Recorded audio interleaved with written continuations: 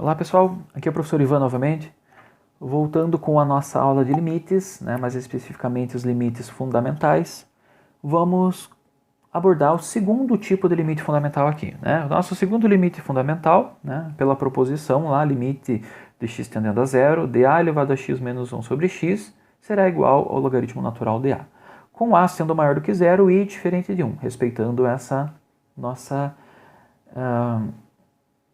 range aqui, para os valores de A. Como que funciona esse limite aqui? Tá?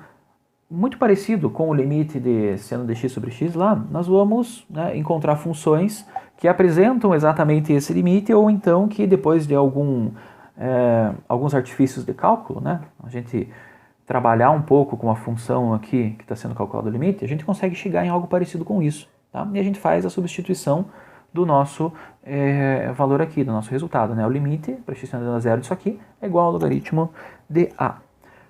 Prestem atenção que esse limite possui um caso especial e ele aparece muito quando o a é igual a e, o númerozinho natural lá. Então como é que fica?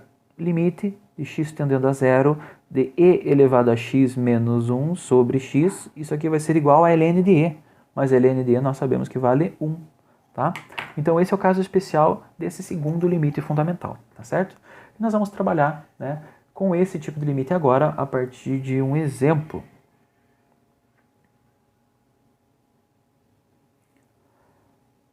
Qual é o limite que nós vamos trabalhar? Vamos pegar aqui, limite de x tendendo a zero, de a elevado a x menos b elevado a x dividido por x. Tá certo? Olha, nós vemos que esse limite é uma razão, no denominador possui o x igual aqui, só que no numerador nós temos uma subtração, uma diferença de a elevado a x menos b elevado a x. Muito parecido com isso daqui, só não temos o númerozinho 1, tá? Mas nada que um bom artifício de cálculo não consiga nos transformar desta função para essa daqui, tá? Pessoal, lembrando que artifício de cálculo não é começar a inserir as coisas ali, tá? Não posso inserir indiscriminadamente, tá? Todas essas mudanças, alterações que a gente faz nessa função, elas devem ser, como é que eu posso dizer? Elas devem ser matematicamente possíveis, elas não podem alterar o valor, não podem alterar o resultado da minha função.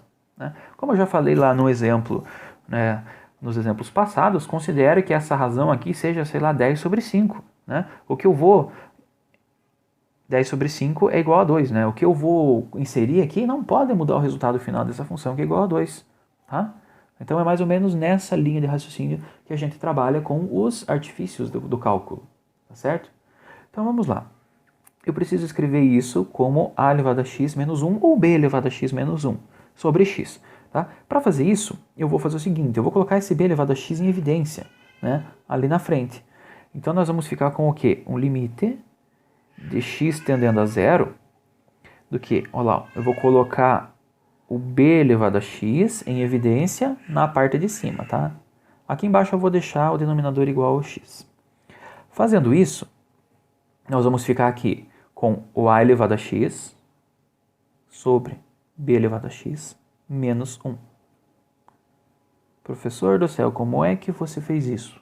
Tá? Reparem que se eu voltar e fizer a distributiva aqui, o que vai acontecer? O b elevado a x vai multiplicar o a elevado a x, mas ele vai estar dividido por b elevado a x. Ele vai voltar a ser o a elevado a x, menos b elevado a x vezes 1, que é o menos b elevado a x aqui.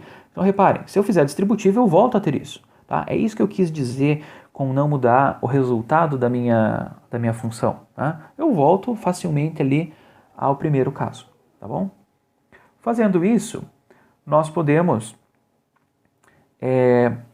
aplicar uma propriedade dos limites que fala o seguinte: o limite do produto é igual ao produto dos limites, certo?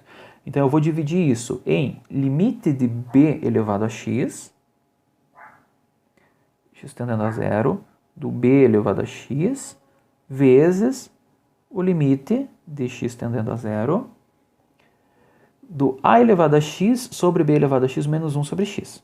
Tá? Reparem que o x não vai embaixo do b elevado a x aqui, porque não é uma soma. Tá? Se fosse uma soma ou uma subtração aqui, o x pertenceria aos dois termos. Como é um produto, né, o x fica embaixo de um só.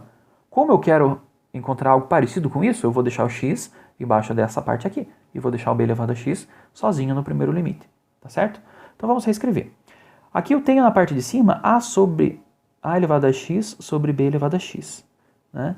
Nós sabemos das potências que isso pode ser escrito como a sobre b elevado a x menos 1. Tudo isso dividido por x. Olha lá, pessoal. Nós temos quase, né, o nosso limite fundamental aqui. Qual que é a diferença? Aqui nós temos uma constante a e a constante a obedece a isso. Tá? Aqui nós temos uma constante a sobre b. Então, se o limite de x tendendo a zero da constante elevado a x menos 1 sobre x é igual ao logaritmo da constante, nesse caso a nossa constante vai ser a sobre b. Então vai ficar ln de a sobre b. Tá? E na primeira parte, no primeiro limite aqui, nós temos limite de x tendendo a zero de b elevado a x. Limite de uma constante quando x tende a zero é 1.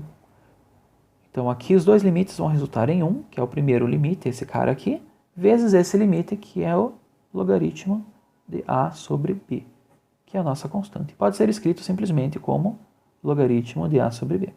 Tá?